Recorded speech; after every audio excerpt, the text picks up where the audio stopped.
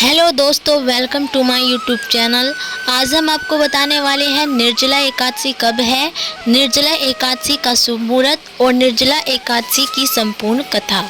पंचांग के अनुसार ज्येष्ठ माह के शुक्ल पक्ष की एकादशी की तिथि 17 जून को प्रातः 4:43 से शुरू हो जाएगी और अगले दिन 18 जून को सुबह 6:24 तक रहेगी। निर्जला एकादशी का व्रत 18 जून मंगलवार को रखा जाएगा। निर्जला एकादशी की कथा। महाभारत के संदर्भ में निर्जला एकादशी की कथा मिलती है, जो इस प्रकार है। वह यूं कि सभी पांडवों को धर्म, अर्थ, काम और मोक्ष प्राप्ति के लिए महर्षि वेदव्यास ने एकादशी व्रत का संकल्प करवाया। माता कुंती और द्रौपदी सहित सभी एकादशी का व्रत रखते, लेकिन भीम खाना खाने के मामले में काफ़ी प्रसिद्ध थे और उन्हें भूख बहुत लगती थी।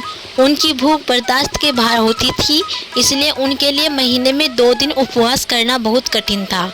जब पूरे परिवार का उन पर व्रत के लिए दबाव पड़ने लगा तो वे उसकी युक्ति ढूंढने लगी कि उन्हें भूखा भी न रहना पड़े और उपवास का पुण्य भी मिल जाए। अपने उदर पर आए इस विपत्ति का समाधान भी उन्होंने महर्षि वेदव्यास से ही जाना। भीम पूछने लगे, हे पितामह, मेरे परिवार के सभी सदस्य एकादशी का उपवास रखते हैं और मुझ पर भी दबाव बनाते हैं। मैं धर्म, कर्म, पूजा पाठ, दान आदि कर सकता हूँ, लेकिन उपवास रखना मेरे सामर्थ्य की बात नहीं है। मेरे पेट के अंदर वर्क नामक जठराग्नि है, जिसे शांत करने के लिए मुझे अत्यधिक भोजन की आवश्यकता होती है।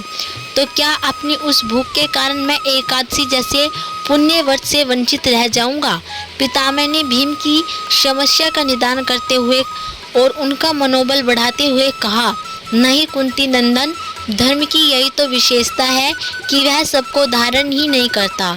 सबके योग्य साधन व्रत नियमों की बड़ी सहज और लचीली व्यवस्था भी उपलब्ध करवाता है।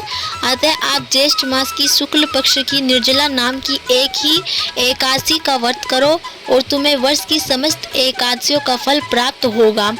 निसंदेह तुम इस लोक में सुख, यश और प्राप्तव्य प्राप्त कर मोक्ष लाभ प्राप्त करोगे।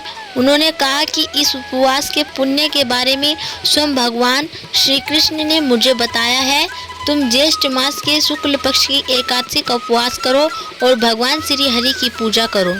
इस प्रकार तुम्हें केवल एक दिन के उपवास से ही साल भर के उपवासों जितना पुण्य मिलेगा। इतने आश्वासन पर तो वरकोदर भीमसेन भी इस एकादशी का विधिवत करने को सहमत हो गए।